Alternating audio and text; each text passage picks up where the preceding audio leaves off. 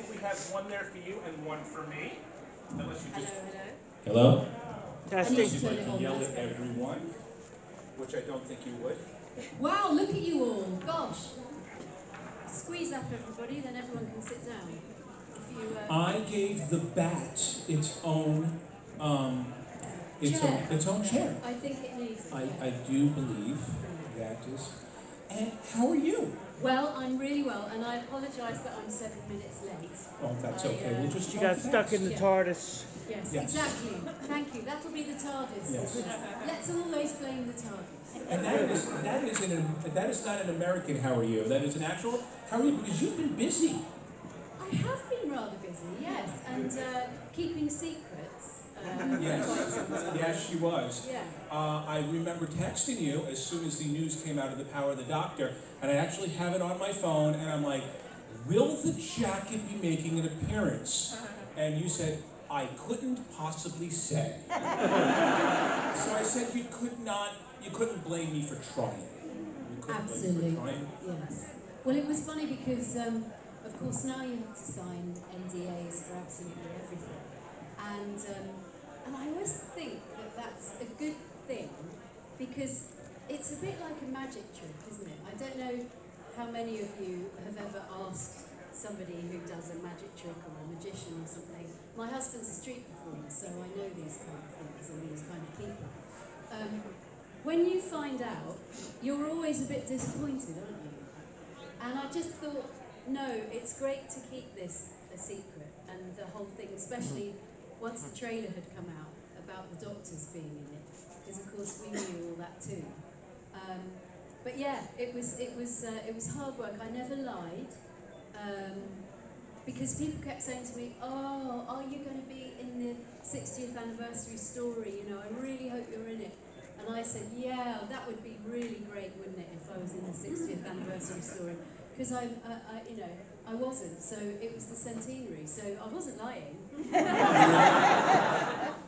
As Dr. Pond or River Song would say, spoilers. So that's the whole thing. Yeah. So what was it like being back after so much time? It was an absolute thrill. The very first day, we were filming in a Bristol museum, which is a lovely little museum in the city of Bristol in the southwest of England. And I went to Rothlop, to the studios first of all, to have costume and makeup, and then we drove to Bristol, and they had to kind of cover me all up because they couldn't risk anybody seeing.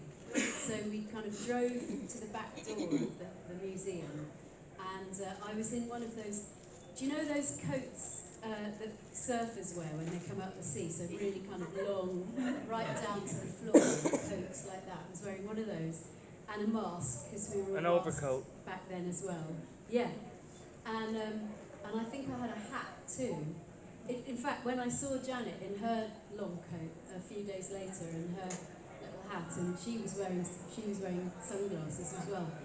She looked like a character from South Park. So that's what we looked like. And then they got a big golf umbrella and covered me over, and I sort of scuffled into the back door of the museum. And then I went on set, and it was because, of course, nowadays you don't rehearse anything. So in the old days, we'd have all met each other, we'd have had 2 weeks rehearsing in Northampton, we'd had a read-through and everything. But nowadays, you just go on the set. I'd not even met the director by that point. We'd had a conversation on the phone. So the director, Jamie Meglos, came up to me, introduced himself. Everyone had masks on, so you couldn't really see who anyone was either. So I was actually really nervous that first day. And the thing I was really nervous about was, can I remember lines anymore?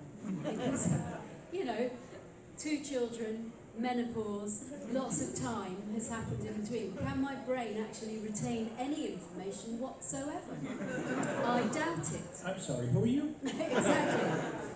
Don't So worry, you aced it. I got onto the set, and the very first thing that happened was that the first assistant director just said, everybody just quiet a minute, and said, I'd just like to say, welcome back, Sophie Aldred. And everybody burst into applause.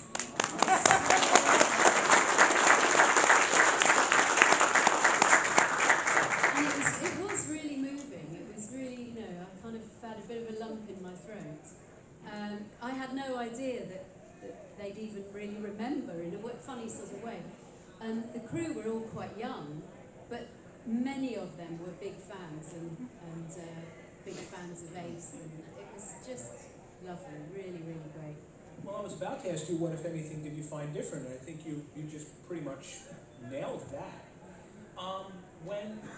Before that, we had the intro to the season 26 DVD set, and it shows Ace there with a charitable Earth, and something that was put together by Ace to help out homeless children or orphan children. Is that something that resonates with you? Yeah, definitely. I think children, I don't know, I've always loved working with children, and they're the future after all, and we're not done terribly well with handing them a particularly great deal for their future. So yes, it is something that resonates with me, particularly disadvantaged children and children who haven't had the advantages that I've had, and that many of you in this room have. Some of you may have been those children who were disadvantaged, and you'll know you'll remember the people who helped you and who along the way. So yes, it's something that does resonate with me. It was obviously brought up initially by Russell T Davies in the Sarah Jane Adventures, because he said there was a line, wasn't there, in one of the stories where there's somebody called Dorothy with this charity called the Charitable Earth, and I thought at the time, I don't know, that's a bit lame, but actually it's exactly the sort of thing that I think Ace would have done, because let's face it, Ace, we know her as this Nitro 9 wielding, baseball bat bashing character, but there was also another side to Ace, which was very compassionate. Like even in Remembrance of the Daleks, she loves that child. At the end, she sort of cradles the child in her arms, and then at the end of that story, she looks to the Doctor and she says, "We did good, didn't we?" And that's, I think, a real clue to Ace's character, that she wants to do good all the time, and she's got a very strong moral sense, which is why in Curse of Fenric, when she's betrayed by the Doctor, it hurts her so very, very badly. So I think it really resonated with me that she would be this CEO of the charity. And then about the box set, the season 26 box set, the first thing I heard of that was an email from Pete McTighe, who emailed me out of the blue and said, I'm doing this trailer for the 26 box set. I've written a script for Ace. Ace is my favourite character. See what you think. And I opened up the attachment and I read it and I burst into tears. So it was so nostalgic and moving, just a voiceover. And then when I got to the set, which actually was this amazing office building in London, overlooking the Tower of London, I had a lot of time while they were setting up the shot to stand and look out of that window. And there I stood, looking at the Tower of London, watching the sun beginning to go down. I was thinking, come on, Pete, we better get a move on. We're losing the light here, but he's absolutely right, obviously.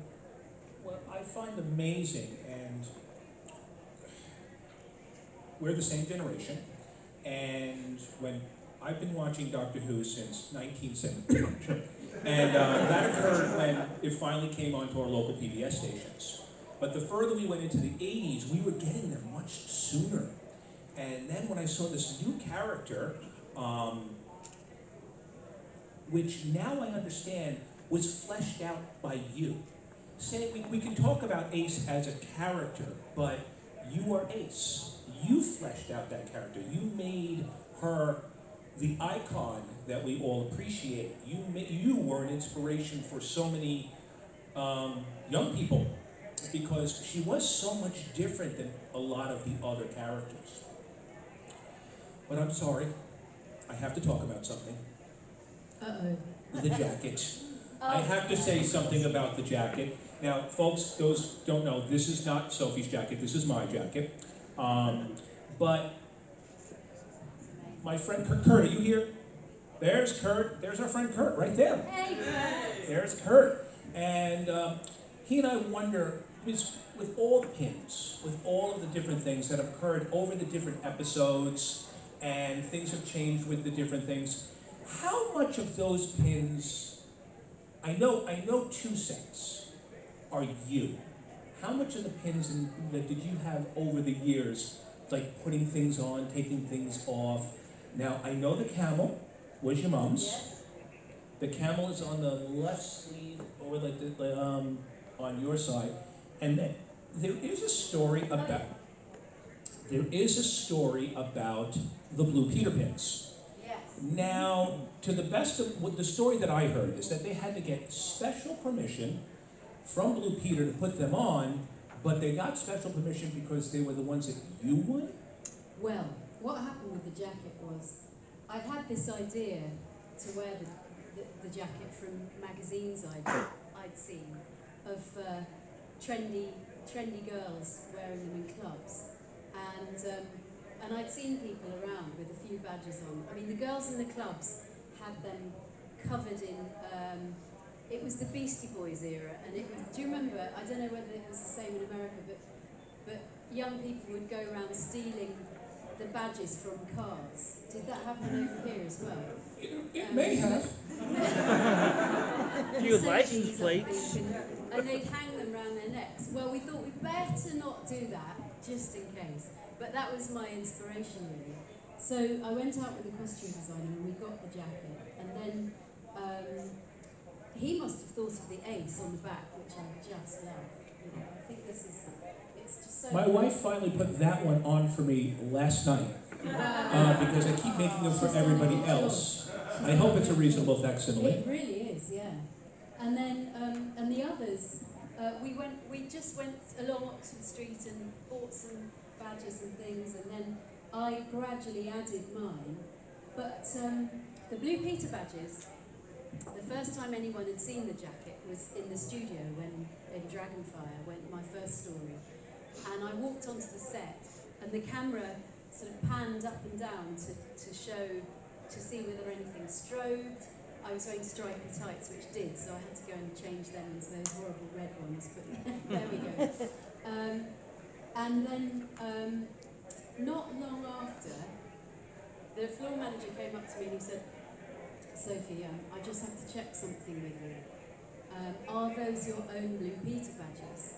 And what had happened was that in those days, in each studio, I can't remember how many, I think there were 6 studios at TV Centre, and we had what's called the ring main, which is that any feed from the studio would go to any of the offices at the BBC. So the offices would all see what was going on in the studio.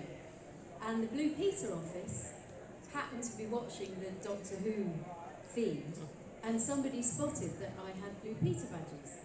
And, as all good fans of the programme will know, you are not allowed to wear a Blue Peter badge unless it is your own. So they had to come and check. And I said, yes, they are my own badges. I won them years ago in the 1970 blah, blah.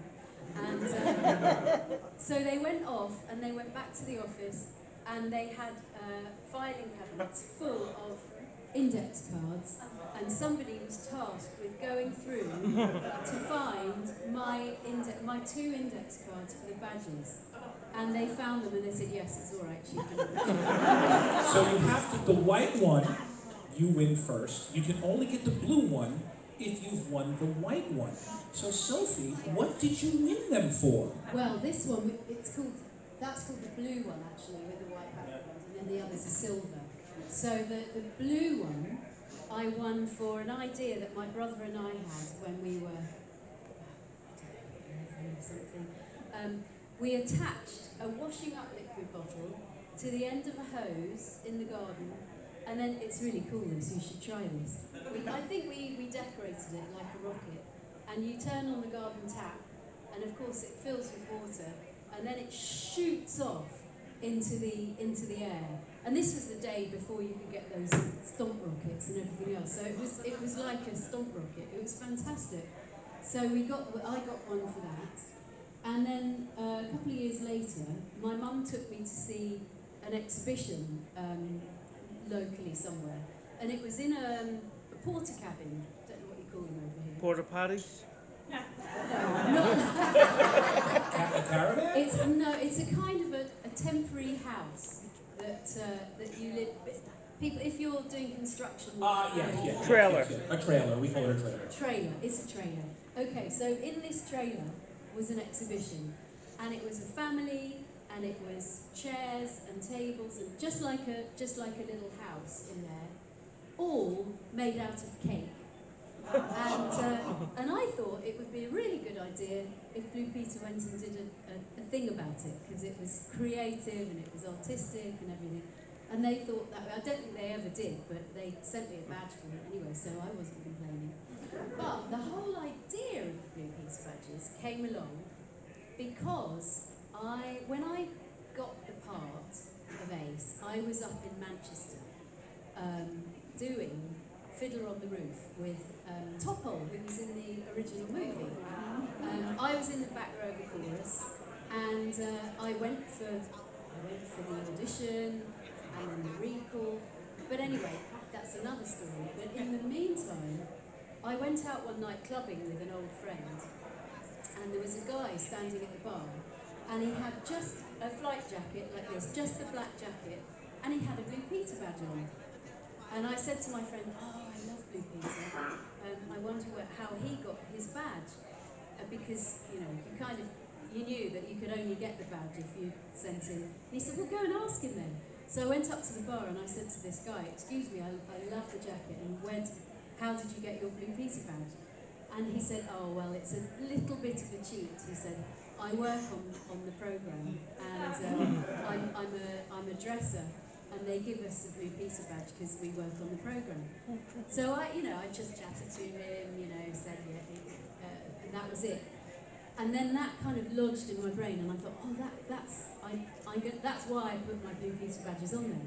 Anyway, fast forward to, I think it was Dragonfly.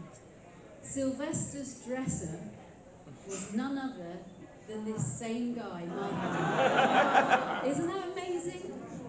Yeah. What is your favorite, not your favorite episode, but your favorite memory from the show? Oh golly, there are just so many fantastic memories. Yeah, it really is hard.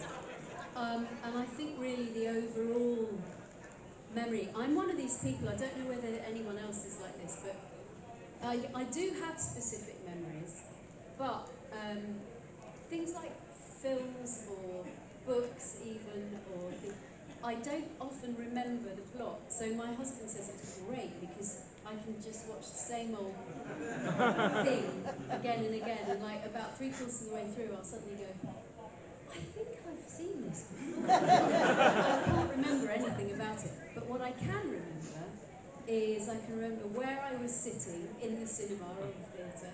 I can remember who I was with, and I can remember what I felt like. It's probably some kind of brain pattern or something. So I would say the same is true of Doctor Who in a way, although there are specific memories. The overall one is of a feeling that I had, which was just this joy, excitement, love, and laughter, and above all, it was the relationship with Sylvester, I think. Really, that's my huge takeaway from that, is the fun that we had together and the relationship that we built up, which still continues today. And the kind of, when you really get to know somebody very well, and you're on their wavelength, and you just get. So Sylvester only has to look at me now, and we'll both know exactly what we're thinking, you know. And I just love that. I think ultimately, when all's said and done, the most important things for us human beings is relationships with people. And I think that for me, it was the relationships with other people as well. There's still people I'm in touch with quite a lot. Jessica Martin, Greatest Show in the Galaxy, Karen Gledhill, Remembrance of the Daleks. Loads and loads of people I'm still in touch with from the show. And that's not bad, is it, after all these years? Certainly not. And you do share a birthday with him, if I'm correct. I do indeed, yeah. We found that out on the very first day, that Sylvester and I share a birthday. August the 20th, for anyone who wants to know. And he always says, you know, it's just that we share a birthday, but he's just aged a bit worse than me.